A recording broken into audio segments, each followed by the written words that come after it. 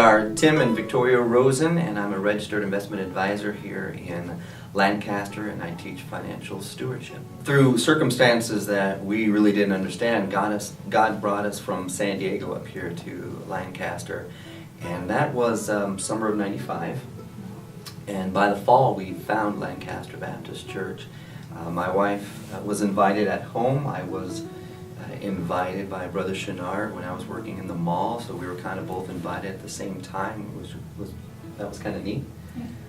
Our son and I came out on a Sunday night. He had to work, but I knew in my heart of hearts that this was where God wanted us to be. We knew early on that God was doing some great things here. We were at the time just meeting in the North Auditorium, and of course it was bursting at the seams. They even broke down walls to expand it. We needed the new building, and we were living paycheck to paycheck and nothing to spare. As a matter of fact, it was kind of financially dark times for us back in the 90s. We just prayed and trusted the Lord, and the best way to explain it is what God promises. He provided for us beyond our understanding. And I think God also did a huge work in our marriage as well. Just the ability to grow together as a couple. But I just knew we had to stay here. So without having a plan B or a reason to tell family, I called the guy back and I said, look, I can believe this, but I gotta turn this down. God called us to this church and we can't leave. Man's wisdom is not God's wisdom. Man's wisdom says, I can't see how we can give. This is impossible. If I give, we'll have less. We won't be able to make our payments. God's wisdom says, put me first and watch me provide. Proverbs 11:24 and 25 says, there is that scattereth and yet increaseth. And there is that withholdeth more than is right, and that leads to poverty. God keeps his promises, and he promises to provide, and he wants his people, his children, to put him first and trust him.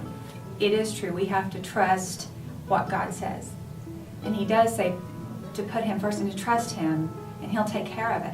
He will provide for our needs. And I would just encourage anyone that if they're struggling with that, to try. Try God. Take him at his word. Stand on his promise, because he will never fail you. He will never let you down. He will never let you go without.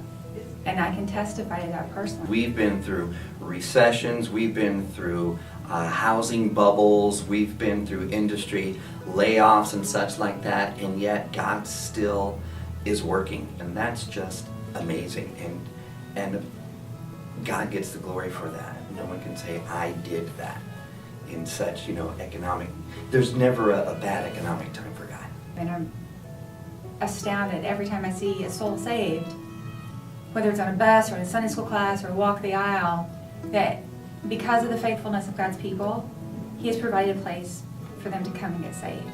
The buildings are wonderful, they're nice, but to see a soul come to Christ because they had a place to come to, I think that's the biggest thing for me. Read 2 Corinthians 9, verse 10.